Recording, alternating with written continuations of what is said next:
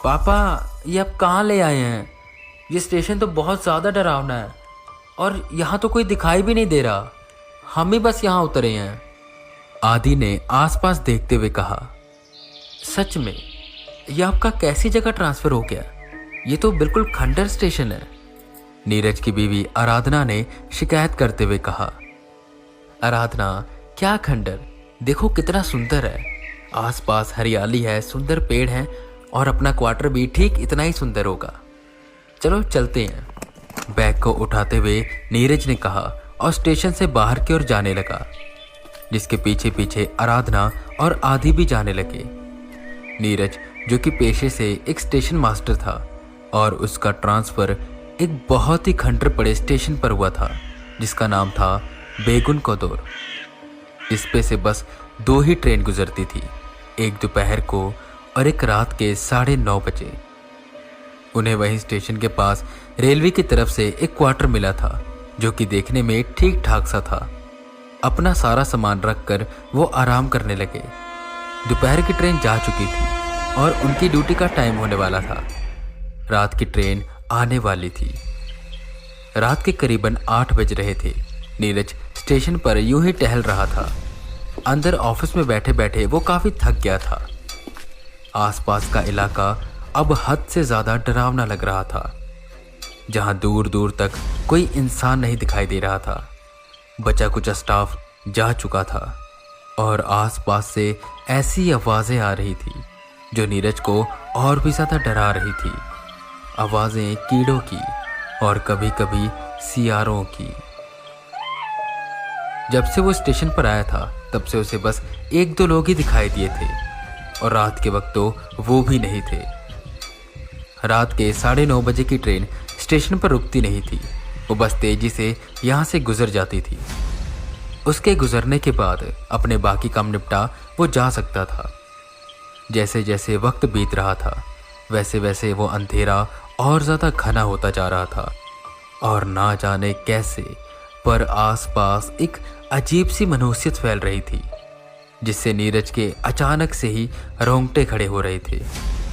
वैसे तो वो भूत प्रेतों पर मानता नहीं था, पर ऐसी सराउंडिंग्स किसी को भी डराने के लिए काफ़ी थी।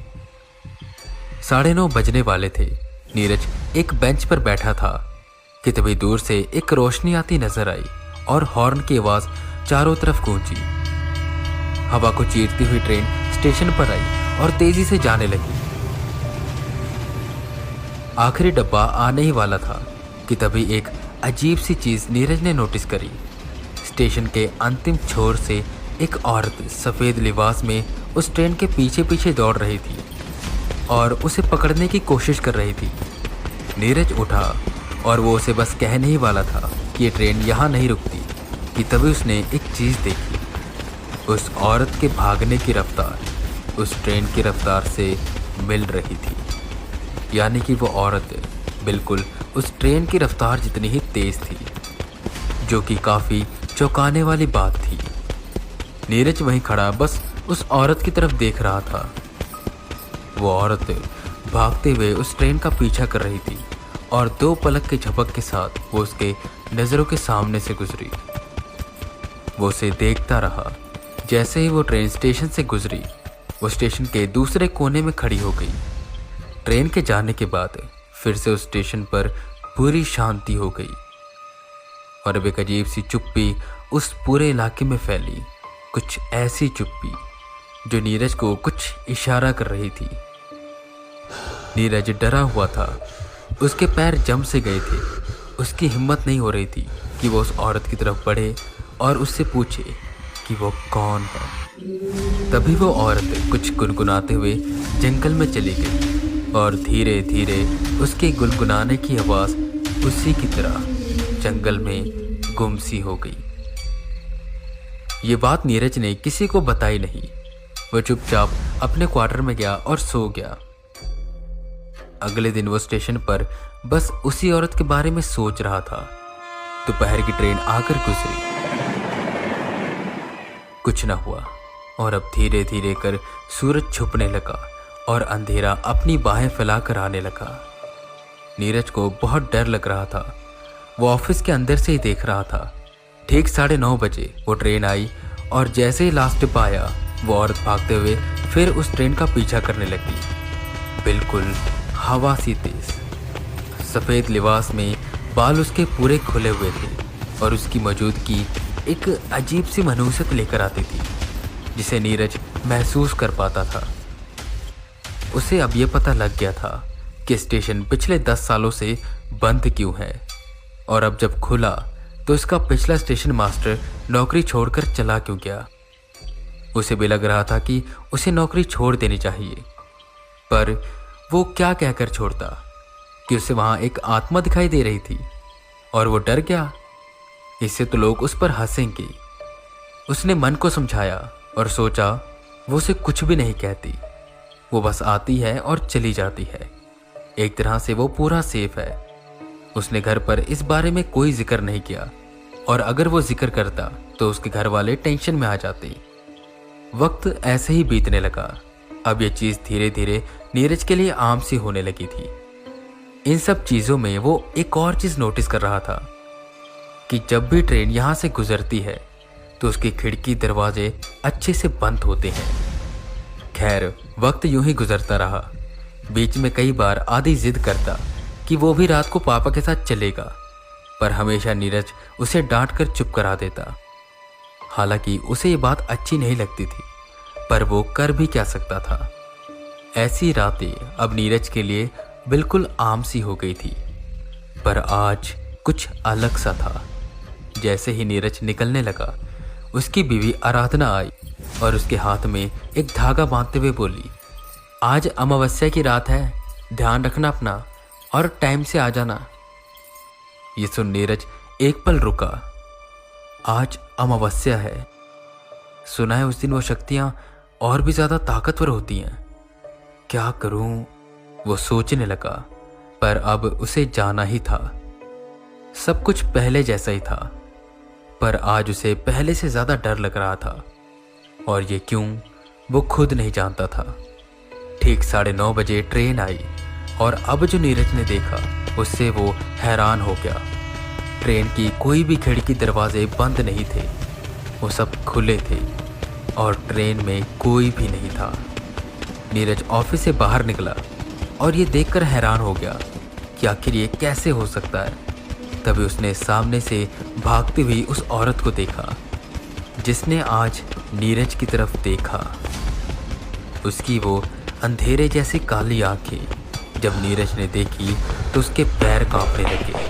वो भागकर ऑफिस में आया और उसने दरवाज़ा बंद कर लिया। वो चुपचाप वहां बैठ गया और अपना काम खत्म करने लगा। तभी उसे उस औरत के कुछ गुनगुनाने की आवाज़ आई, जो कि उसे हमेशा सुनाई देती थी, पर आज कुछ अलग बात थी। आज वो आवाज़ कहीं जा नहीं रही थी, बल्कि धीरे धीरे नीरज के ऑफिस के करीब आ रही थी। नीरज डर से उठा और मेज के नीचे छुप गया। उसके ऑफिस के सामने आकर उसकी वो गुनगुनाने की आवाज़ रुकी और एक हंसी गूंजी। दरवाजे पर नॉक की आवाज़ हुई। नीरज का दिल डर से तेज धड़कने लगा, उसकी सांसें फूलने लगी। वो डर से किसी हवा में झूलते पत्ते की तरह कांप रहा था।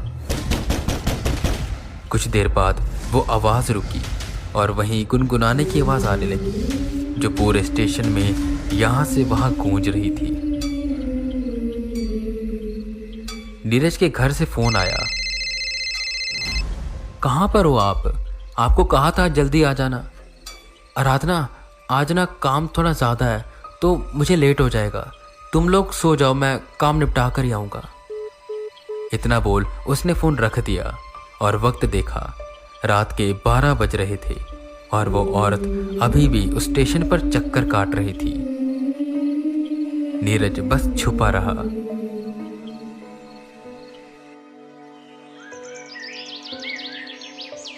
अगले दिन की सुबह होने के बाद वो ऑफिस से निकला और भागकर अपने क्वार्टर में गया। उसके चेहरे पर डर साफ साफ दिखाई दे रहा था। आराधना ने उससे पूछा कि आखिर वो इतना डरे हुए क्यों है। अब तक आदि स्कूल जा चुका था। नीरज का मन कर रहा था कि वो सब कुछ उसे बता दे, पर वो डर जाएंगे ये सोचकर उसने उन्हें कुछ भी नहीं बताया। वो मन में सोचने लगा कि बस कल अमावस्या थी तो हो सकता है वो ज़्यादा देर तक रुकी हो, और अब से अमावस्या को वो कभी भी स्टेशन पर नहीं जाएगा, चाहे कुछ भी हो जाए।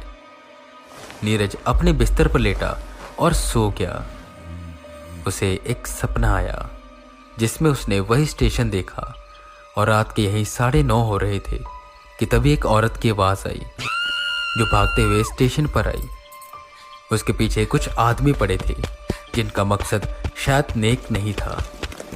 वो उस औरत का पीछा कर रहे थे और वो मदद की गुहार लगा रही थी कि तभी दूसरी ओर से ट्रेन आई। उस औरत ने ट्रेन को पकड़ने की पूरी कोशिश करी पर वो नाकामयाब रही।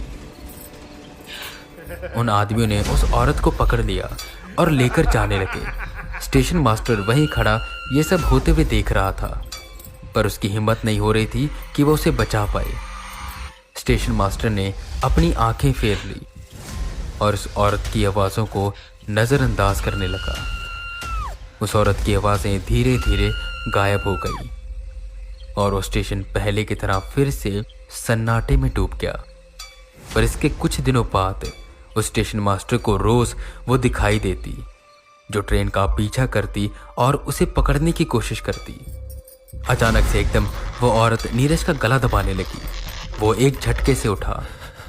आराधना उसे उठा रही थी। दोपहर के ट्रेन का वक्त हो रहा था। खाना खाकर वो स्टेशन के लिए निकल गया। फिर से रात होगी और वो औरत उसे फिर दिखाई देगी। नीरज यही सोच रहा था और उस औरत की गहरी काली आंखें उसे याद आ रही थी। खैर यहाँ वहाँ काम निपटाते हुए शाम हुई और फिर शाम से रात। 9:30 बजे की ट्रेन बस आने ही वाली थी और आज नीरज ऑफिस से बाहर निकलना ही नहीं चाहता था। वो दरवाज़ा बंद किए बस बैठा हुआ था।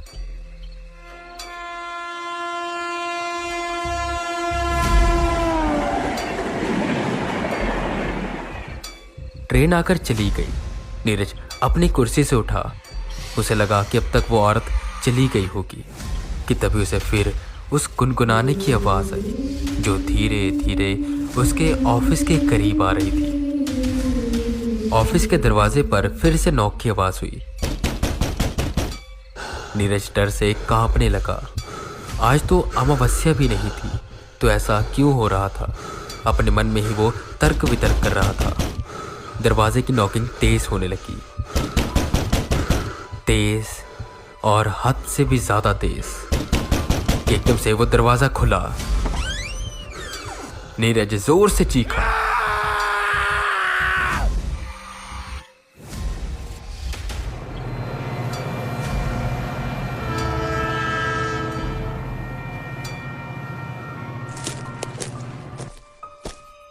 यह स्टेशन तो सच में काफी ज्यादा वीरान है।